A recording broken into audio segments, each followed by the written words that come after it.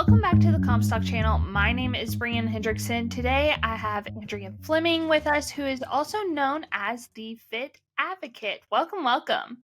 Hey, excited to be here. Thanks for being on.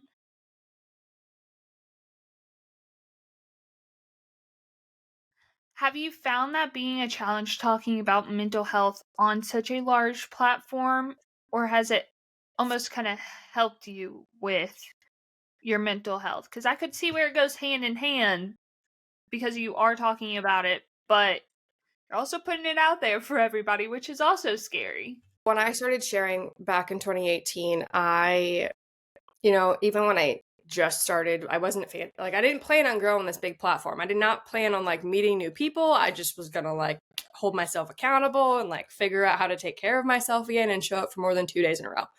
That was the goal.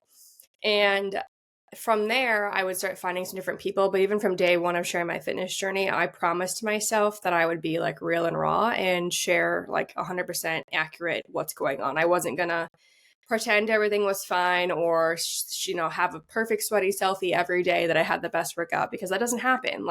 Some days suck, some weeks suck. That's just part of life and the journey.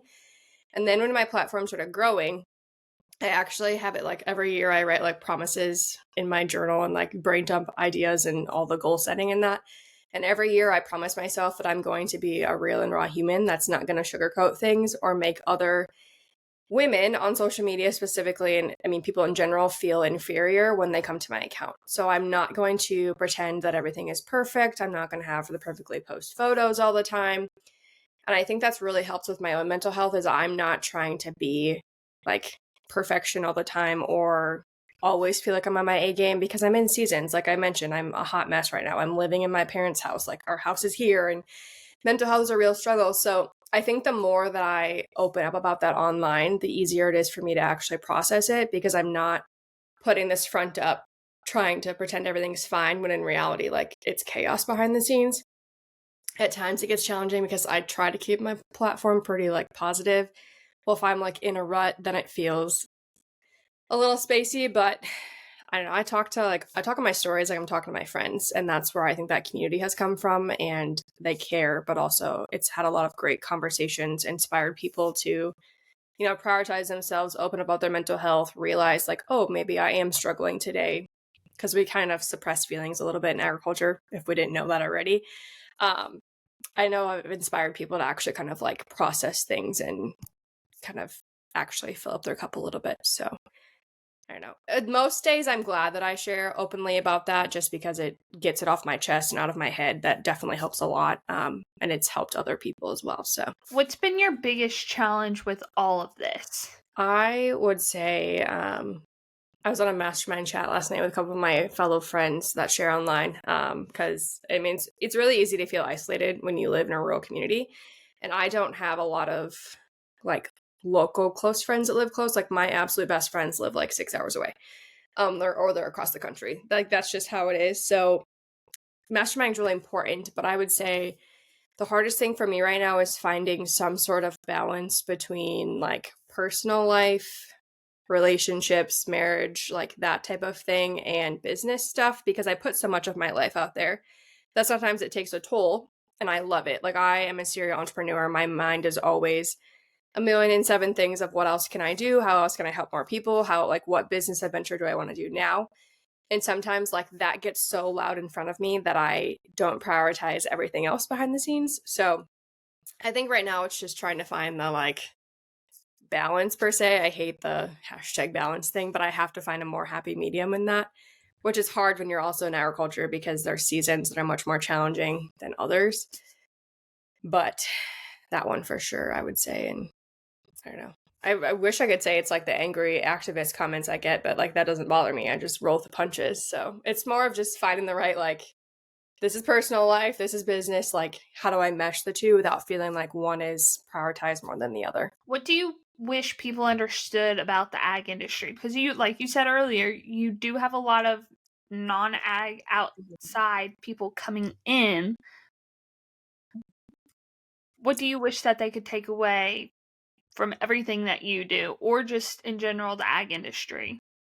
I would say I might give two answers because I can't pick it down to one. That's who I am as a person. I have a lot of people that, in general, conversations that come up is they don't realize how much we truly do care for like each individual animal, especially if you are there from like the birth on process. So like if you're lambing or you're kidding or you're calving, they don't realize how much actually goes into it and how much we care all the way through the process. So our operation is a little bit unique in the aspect that we have them born here and they don't leave our operation until they're like fat cattle on a truck going to the packer. So we see, all areas of that. So for a lot of people, it's been really fun and cool for them to see the level of care that goes into all pieces of it. Because a lot of times, like, people will only calve and then they sell their calves at weaning, and then they get the bad connotation of like feedlots. And so that's been fun. But two, the technology piece in agriculture, there's a lot of people that have no idea of all the technological advances we're having right now and how many different, feeding platforms and auto steer and precision planting and all of the things that are coming into the ag space. And there's so much more coming. They're honestly like, when I share something about that, they're like, that is impressive. Like, that is really cool. I'm like, we're catching up. We're doing it. Just how much really goes into the day-to-day life a little bit behind the scenes, I guess. But I would say the care level and the technology coming in and helping us is probably the two big things. And obviously, like, it's safe. We care about the planet. We care about our livestock. But I think everyone spreads that message.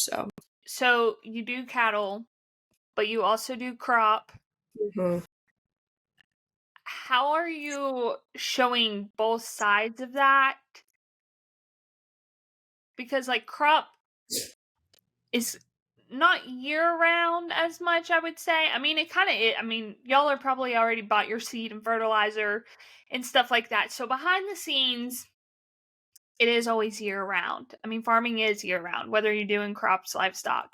How do you kind of share light on all of that from the different, I guess, categories you have? So obviously, like we talked about seasons, because we have, like calving season is really busy and the planting and harvest, like you have all those seasons. But my goal every day is kind of just give them like a behind the scenes look of like what's happening on that day. And in quote unquote a slower season right now, like there's still a lot of things going on. The weather's nice, so we're still like trying to do everything. And I think that's where the YouTube's been fun, because I do day in the life type content. So it starts with like feeding, and I start my videos and I'm like, I have no idea what's going to happen today. Sometimes we're like, oh yeah, we're going to work cows, or seeds coming, or we're ordering seed today, or whatever, we're doing some field work. Right now it's in that like in between where I'm like, I don't know what's going to happen. It's supposed to be decent weather today. Maybe we're going to like, I don't know. So that's been, a fun way to do that and implement both things. And for the longest time, I was also much more likely to share the livestock side of things, because that was my comfort zone. That's what I love. It's easy to talk about. So I've really challenged myself in the last 2 years to talk about the crop side of thing, even though it's not my all-time favorite. Like, I would still pick the cows, but a girl's gonna know how to feed her cows. So it's been fun, and I've shared that in a way of like, I'm learning. Like, I probably knew the basics. Like, I have the biology background, so like photosynthesis and how plant growth happens. But learning all of that, I actually took my people with me for the ride, and I was like, I learned how to name seed today. I learned like about this trait. So it's been more of like that educational alongside of me content. But I try to just give them like an insider look into what we're doing on the daily. And sometimes it's shenanigans. Sometimes it's like we're working cattle all day. The next day, like, I'm not doing anything besides feeding, and then I'm doing book work. Like, it's boring sometimes type of stuff. But the goal every day is to just give them that insider look just behind the scenes of what's actually happening. And then if it's something bigger, that's when I would do more of like, here's a reel or a post about this topic versus just stories here and there, or, the YouTube vlogs. So yeah, we're getting better about showing all of it, but definitely have some sarcasm about how cattle is much more hands-on 24/7 than crops a little bit right now. Anything else you want to add before you wrap up? I would say I never in a million years thought I would be doing what I'm doing, but I put myself out there. I got out of my comfort zone. So, if you're listening to this and you're like, I want to do this thing, you just have to like take the steps out of the box, do the dang thing, and you never know what's going to end up happening, because deciding to share my fitness journey on January 1st, 2018 completely changed my life and unlocked this whole passion for promoting ag that I didn't even know existed. So get out of your comfort zone, do the things, chase your dreams. Everything will figure itself out, I promise. So. All right, that'll do it for this episode. Thanks so much. Absolutely. Want more premium content? Subscribe to the Comstock Report, where you will receive 2 reports daily. Want more video content? We are on Facebook, YouTube, and now TikTok. So don't forget to like, follow, and subscribe.